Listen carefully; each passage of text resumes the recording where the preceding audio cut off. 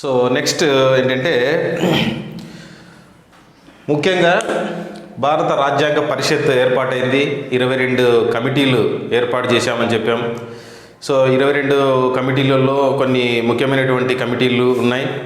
So వాటిలో అతి ముఖ్యమైనటువంటిది ముసాయిదా కమిటీ. ఓకే, సో ఈ ముఖ్యమైన కమిటీలకు సో ఉదాహరణకు చూస్తే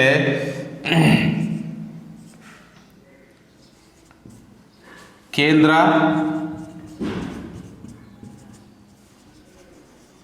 రాజ్యాంగ కమిటీ, జవహర్లాల్ నెహ్రూ,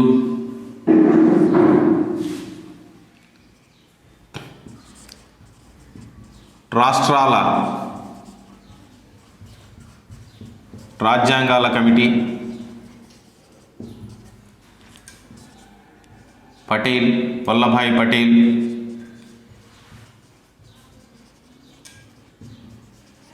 ఓకే, రాష్ట్రాల రాజ్యాంగాల కమిటీ మరియు రాష్ట్రాలతో సంప్రదింపుల కమిటీ. సో వీటికన్నిటిని కూడా వల్లభాయ్ పటేల్ గారు అధ్యక్షత వహించడం జరిగింది. అదేవిధంగా రాజ్యాంగ పరిషత్ విధుల కమిటీ. సో మనకు మొట్టమొదటి స్పీకర్గా ఎన్నికైనటువంటి జీవి మౌలంకర్. ఓకే,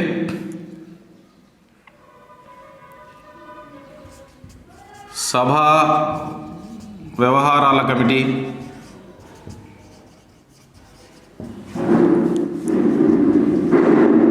పట్టాభి సీతారామయ్య.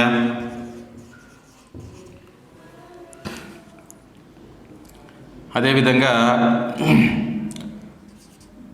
ముసాయిదా committee, drafting committee doctor BR Ambedkar. Okay, ప్రాథమిక హక్కులు కమిటీ, ప్రాథమిక హక్కులపై కమిటీ,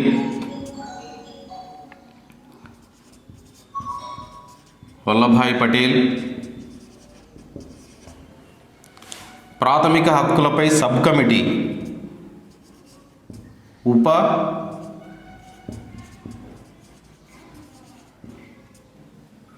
ప్రాథమిక హక్కుల కమిటీ వల్లభాయ్ పటేల్. ప్రాథమిక హక్కులపై ఉప కమిటీ జేబీ కృపలాని.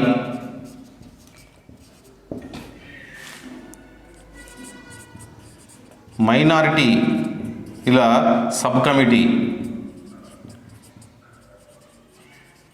ఉప కమిటీ హెచ్సి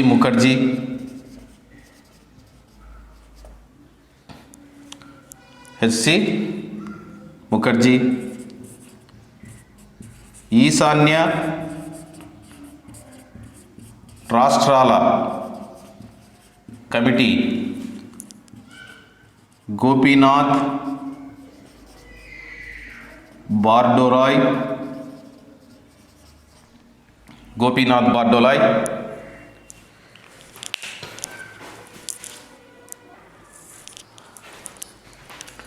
సో ఈ విధంగా కేంద్ర రాజ్యాంగ కమిటీ, ఓకే, జవహర్లాల్ నెహ్రూ. రాష్ట్రాల రాజ్యాంగాల కమిటీ, so Vallabhbhai Patel అధ్యక్షన.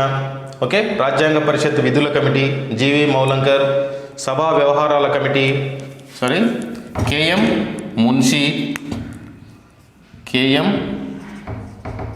Munshi. Okay, rules committee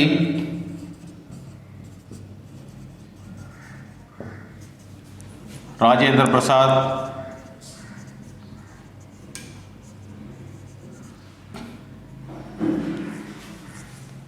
Prudential committee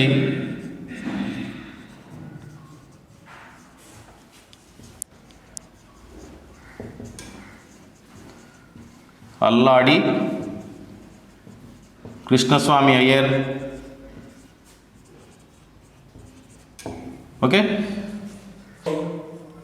Prudential కమిటీ, రూల్స్ కమిటీ, ఓకే, కేంద్ర రాజ్యాంగ నిర్మాణ కమిటీ, రాష్ట్రాల రాజ్యాంగాల నిర్మాణ కమిటీ వల్లభాయ్ పటేల్ అధ్యక్షతన, సభా వ్యవహారాల కమిటీ కేఎం మున్షి, ముసాయిదా కమిటీ డాక్టర్ బిఆర్ అంబేద్కర్, ప్రాథమిక హక్కులపైన వేసినటువంటి కమిటీ వల్లభాయ్ పటేల్, ప్రాథమిక హక్కులపై సబ్ కమిటీ జేబీ కృపలాని, మైనారిటీల సబ్ కమిటీ హెచ్సి ముఖర్జీ అధ్యక్షతన, ఈశాన్య రాష్ట్రాలపై నియమించినటువంటి కమిటీకి అధ్యక్షుడిగా గోపీనాథ్ బాటోలాయ్. ఇలా 22 రకాల కమిటీలలో, ఓకే, సో ఒక్కొక్క భాగాన్ని ఒకరి అధ్యక్షతన, ఓకే, సో నియమించడం అనేటువంటిది జరిగింది. సో ఇందులో ముఖ్యమైనటువంటి కమిటీ డ్రాఫ్టింగ్ కమిటీ, ముసాయిదా కమిటీ. సో దీని యొక్క ముఖ్య ఉద్దేశం ఏంటి అంటే, విధి ఏంటి అంటే, ఓకే, సో వివిధ రకాల కమిటీలు ఇచ్చినటువంటి రిపోర్ట్లన్నిటినీ క్రోడీకరించి ఒక డ్రాఫ్ట్ను తయారు చేయడం అనేటువంటిది, ఒక ముసాయిదా రాజ్యాంగాన్ని తయారు చేయడం అనేటువంటిది సో ఈ కమిటీ యొక్క ముఖ్యమైనటువంటి విధి. ఓకే, సో ఈ ముసాయిదా కమిటీని 1947 ఆగస్టులో, ఓకే, ఏర్పాటు చేయడం జరిగింది. సో దీనికి అధ్యక్షుడు బిఆర్ అంబేద్కర్. ఓకే, సో భారత రాజ్యాంగ నిర్మాత. ఓకే, ఎందుకు ఈయనకు ఇది వచ్చింది అంటే, సో అన్ని రకాల కమిటీలు ఇచ్చినటువంటి రిపోర్ట్లను చదివి అందులో ఉన్నటువంటి లోపాలను తొలగించి ఏవైనా యాడ్ చేయాలనుకుంటే వాటిని యాడ్ చేసి, ఓకే, సో ఒక ముసాయిదా, ఫైనల్ ముసాయిదాను తయారు చేయడం అనేటువంటిది జరిగింది. కాబట్టి సో బిఆర్ అంబేద్కర్ను అనంతశయనం అయ్యంగారు, ఓకే, భారత రాజ్యాంగ నిర్మాత అని వ్యవహరించడం అనేటువంటిది జరిగింది. So Alladi Krishnaswami Iyer,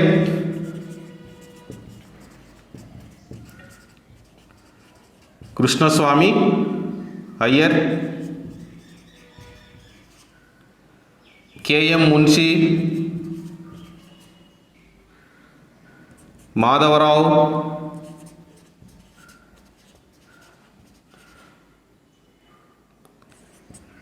Syed Sadullah,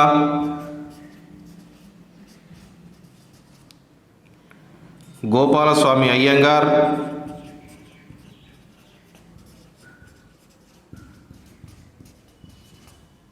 TT Krishnamachari. Okay, so B R Ambedkar మిగతా 6 మంది సభ్యులతో, ఓకే, సో వీటిని ఏది ముసాయిదా కమిటీని ఏర్పాటు చేయడం అనేటువంటిది జరిగింది. ఇది మొత్తం రాజ్యాంగ పరిషత్ చేత ఏర్పాటు చేయబడినటువంటి అన్ని కమిటీలలో ముఖ్యమైనటువంటి కమిటీ సో ఈ డ్రాఫ్టింగ్ కమిటీ. సో దానికి చైర్మన్గా వ్యవహరించినటువంటి వ్యక్తి, okay, BR Ambedkar. So Alladi Krishnaswamy Iyer, Gopalaswamy Iyengar, KM Munshi, Madhavarao, Syed Sadullah, TT Krishnamachari వీళ్ళందరూ కూడా ఇందులో సభ్యులుగా వ్యవహరించడం జరిగింది.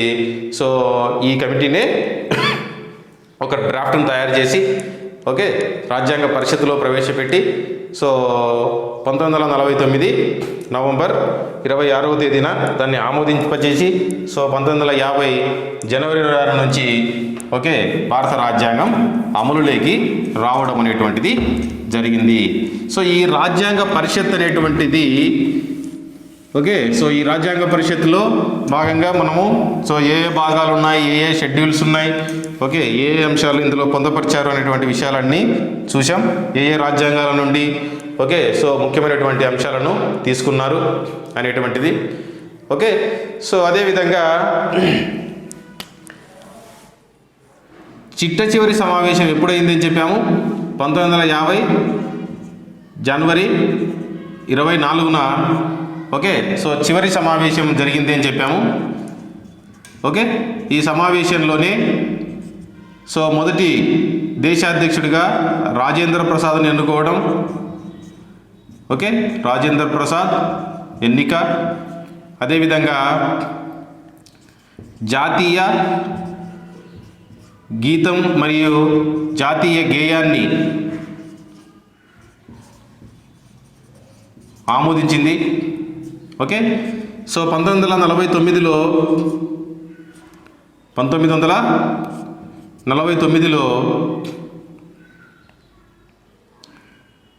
ఈ రాజ్యాంగ పరిషత్ ఓకే సో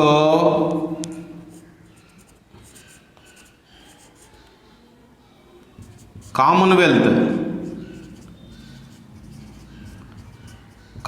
కూటమిలో ఓకే భారతదేశాన్ని గుర్తించడం జరిగింది, అంటే జాయిన్ కావడం జరిగింది కామన్వెల్త్ ఆఫ్ నేషన్స్లో. ఓకే, అదేవిధంగా రాజ్యాంగ పరిషత్ 1952లో భారతదేశంలో మొట్టమొదటి ఎన్నికలు జరిగేటువంటి అంతవరకు కూడా ఓకే తాత్కాలిక పార్లమెంటుగా వ్యవహరించడం జరిగింది.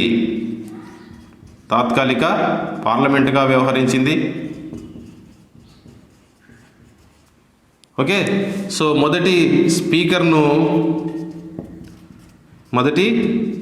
స్పీకర్గా జీవి మౌలంకర్ను ఈ రాజ్యాంగ పరిషత్తే ఎన్నుకోవడం జరిగింది. ఓకే, డిప్యూటీ స్పీకర్గా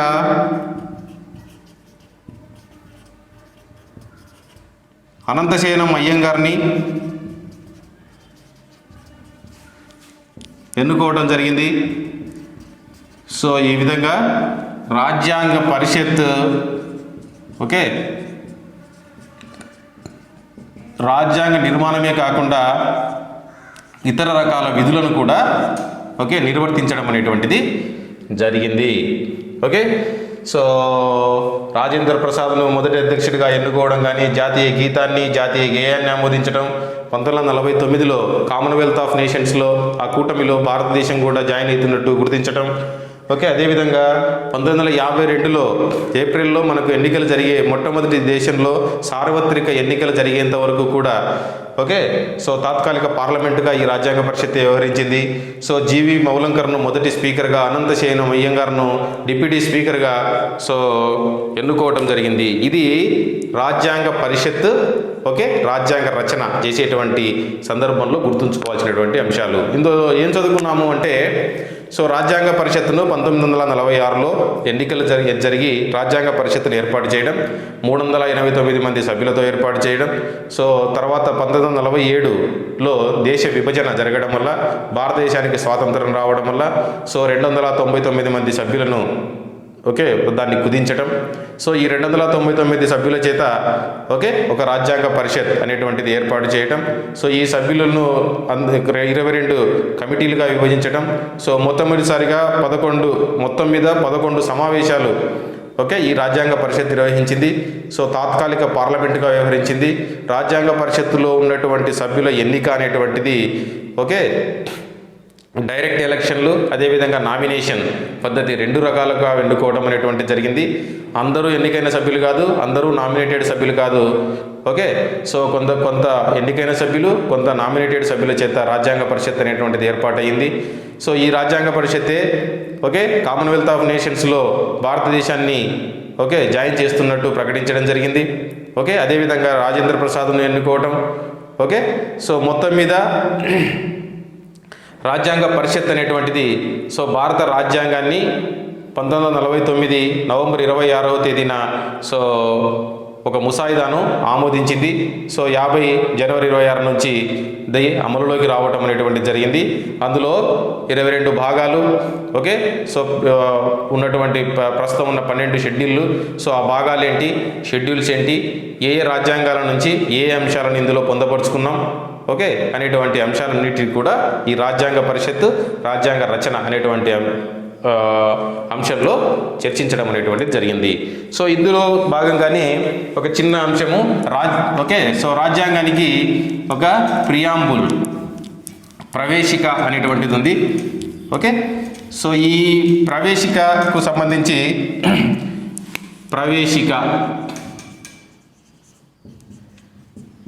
ఓకే ప్రియాంబుల్ అంటాం ఇంగ్లీష్లో. ఓకే, ప్రవేశిక, అవతారిక, పీఠిక, ముందు మాట చాలా పదాలు ఉన్నాయి. సో ఈ ప్రవేశిక అనేటువంటిది ఏంటి అంటే పండిట్ ఠాకూర్ దాస్ భార్గవ అన్నట్టు సో రాజ్యాంగానికి ఇది ఒక గుర్తింపు పత్రం. ఓకే, ఒక ఐడి కార్డు లాంటిది. సో రాజ్యాంగం యొక్క లక్షణాలన్నిటినీ కూడా, లక్ష్యాలు ఆశయాలన్నిటినీ కూడా ఈ ప్రవేశిక అనేటువంటిది సూక్ష్మ రూపంలో తెలియచేయడం జరుగుతుంది. సో రాజ్యాంగం మొత్తం యొక్క సారాంశాన్ని ప్రవేశిక అనేటువంటిది తెలియచేయడం జరుగుతుంది. సో ప్రవేశిక అనేటువంటిది దీనికి యొక్క ముఖ్యంగా మూలాధారం ఏంటి అంటే అమెరికా రాజ్యాంగం నుండి ఈ ప్రవేశికను పొందపరచడం జరిగింది. మొదటి లిఖిత రాజ్యాంగం అమెరికా రాజ్యాంగం. దాని నుండి ఈ ప్రవేశిక అనేటువంటి భావనను తీసుకోవడం అనేటువంటిది జరిగింది. అదేవిధంగా మనకు మొదటి సమావేశం జరిగినప్పుడు డిసెంబర్ 9 డిసెంబర్ 13వ తేదీన, డిసెంబర్ 9, డిసెంబర్ 11, డిసెంబర్ 13 అని ఇంతకుముందు క్లాసులో చెప్పాను. డిసెంబర్ 13వ తేదీన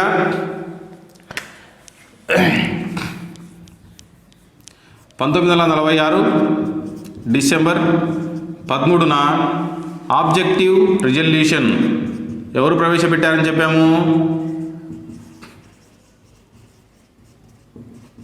లక్ష్యాలు ఆశయాల తీర్మానం అంటారు దీన్ని. లక్ష్యాలు ఆశయాల తీర్మానం. ఈ లక్ష్యాలు ఆశయాల తీర్మానాన్ని జవహర్లాల్ నెహ్రూ రాజ్యాంగ పరిషత్ మొదటి సమావేశంలో ప్రవేశపెట్టడం జరిగింది. ఈ లక్ష్యాలు ఆశయాల తీర్మానానికి అనుగుణంగానే ప్రవేశిక అనేటువంటిది రూపొందించడం జరిగింది. భారత రాజ్యాంగంలో ఉన్నటువంటి ప్రవేశికకు మూలాధారం ఏదైంది అంటే జవహర్లాల్ నెహ్రూ ప్రవేశపెట్టినటువంటి లక్ష్యాలు ఆశయాల తీర్మానం ఆధారంగా దీన్ని పొందపరచడం అనేటువంటిది భారత రాజ్యాంగంలో. అయితే ప్రవేశిక ఏదంతో మొదలవుతుంది, ఏ పదంతో మొదలవుతుంది అంటే భారత ప్రజలమైన మేము. భారత ప్రజలమైన మేము సర్వసత్తాక, సామ్యవాద, లౌకిక, ప్రజాస్వామ్య, గణతంత్ర రాజ్యాన్ని అనేటువంటి పదాలు ఉన్నాయి. ఈ యొక్క అంశం ఏంటి అంటే ఈ పదాలకు అర్థం ఏంటి అనేటువంటిది ఇందులో పరిశీలించాలి. అదేవిధంగా ప్రవేశిక ద్వారా మనకేం తెలుస్తుంది అంటే ఈ 1949 నవంబర్ 26వ తేదీన అడాప్ట్ అండ్ ఎనాక్ట్ మేమే దీన్ని ఆమోదించి మాకు మేమే సమర్పించుకుంటున్నాము ఈ రాజ్యాంగాన్ని అని. రాజ్యాంగ ఆమోద తేదీని ఎక్కడ తెలుసుకోగలము మనము అంటే ఈ ప్రవేశికలోనే తెలుసుకోవచ్చు. భారత ప్రజలమైన మేము భారత ప్రజలమైన మేము అనేటువంటి పదంతో మొదలవుతుంది.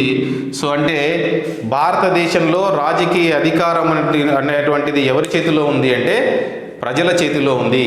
భారతదేశంలో అధికారానికి మూలం ఎవరు అంటే ప్రజలు. ఈ రాజ్యాంగం ప్రజల చేత రూపొందించడం జరిగింది. ప్రజలే ఈ రాజ్యాంగానికి, ఈ రాజకీయ వ్యవస్థకు మూలాధారం అనేటువంటి విషయాన్ని ఈ మొదటి పదం తెలియజేస్తుంది. అదేవిధంగా సర్వసత్తాక,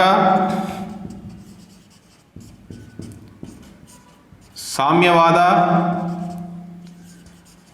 లౌకిక, ప్రజాస్వామ్య, గణతంత్ర రాజ్యాన్ని ప్రజలకు స్వేచ్ఛ స్వాతంత్రాలను, అంతస్తుల్లోనూ అవకాశాల్లోనూ అందరికీ సమాన అవకాశాలు కల్పించేటువంటి విధంగా ఈ రాజ్యాంగాన్ని రూపొందించుకుంటున్నాము అని ప్రవేశికలో పొందపరిచారు. Sovereignty, socialist, secular, democratic and republic nation అని అంటాం. ఏంటి సర్వసత్తాక అంటే వెనక ఏంటి అంటే సావర్నిటీ,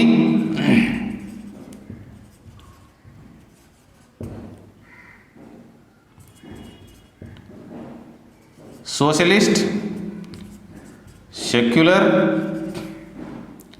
డెమోక్రటిక్ అండ్ రిపబ్లిక్. వీటికి సింపుల్గా ఏంటి దీని యొక్క పదాలు అనేటువంటిది పరిశీలిస్తే సావర్నిటీ అంటే వెనుక ఏంటి అంటే ఎక్స్టర్నల్గా అయినా ఇంటర్నల్గా అయినా ఇండిపెండెన్స్. ఎక్స్టర్నల్గా ఇండిపెండెన్స్గా ఉంటాం, ఇంటర్నల్గా సుప్రమసీ అని అంటాం. ఏ విదేశాంగ విధానం అయినా మన భారతదేశం యొక్క విదేశాంగ విధానాన్ని ప్రభావితం చేయలేదు. ఓకే, ఎక్స్టర్నల్గా ఏ దేశంతో మనము స్నేహ సంబంధాలు, ఓకే, విదేశాంగ విధానాన్ని, ద్వైపాక్షిక సంబంధాలను ఏ దేశాలతో జరపాలి, ఏ దేశాలతో అవసరం లేదు అనేటువంటి సొంత నిర్ణయం తీసుకునేటువంటి అధికారం ఉంటుంది, మన భారతదేశానికే ఉంటుంది. సో ఈ నిర్ణయాలపైన ఏ విదేశీ శక్తులు కూడా ప్రభావం చూపలేవు. అది సావర్నిటీ అంటే. ఓకే, సో అదేవిధంగా సామ్యవాదం, సోషలిస్ట్. సో ఈ రెండు పదాలను socialist and secular, okay, so వీటితో పాటుగా ఇంటిగ్రిటీ, దీన్ని సమగ్రత అంటాం. సో ఈ మూడు పదాలను కూడా 1942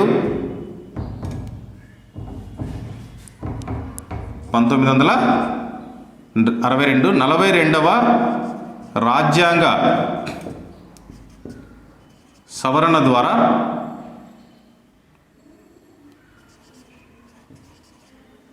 ఓకే పొందుపరచడం జరిగింది. 42వ రాజ్యాంగ సవరణ అనేటువంటిది. ఓకే, సో ఈ సోషలిస్ట్, సెక్యులర్, ఇంటిగ్రిటీ అనేటువంటి పదాలను ఓకే పొందుపరచడం అనేటువంటిది జరిగింది. సో సోషలిస్ట్ అంటే ఏంటి అంటే సామ్యవాదము అంటే దేశ సంపద అనేటువంటిది అందరికీ సమానంగా పంచబడాలి, అంటే ఆర్థిక అసమానతలు అనేటువంటివి ఉండకూడదు అనేటువంటి విషయాన్ని తెలియజేస్తుంది.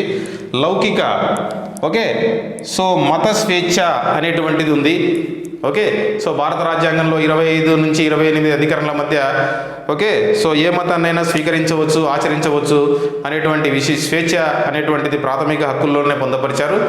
సో ఈ విధంగా భారత ప్రజలు తమకి ఇష్టం వచ్చినటువంటి మతాన్ని స్వీకరించవచ్చు, ఆచరించవచ్చు, కానీ ప్రభుత్వానికి ఏ మతం అంటూ ఉండకూడదు.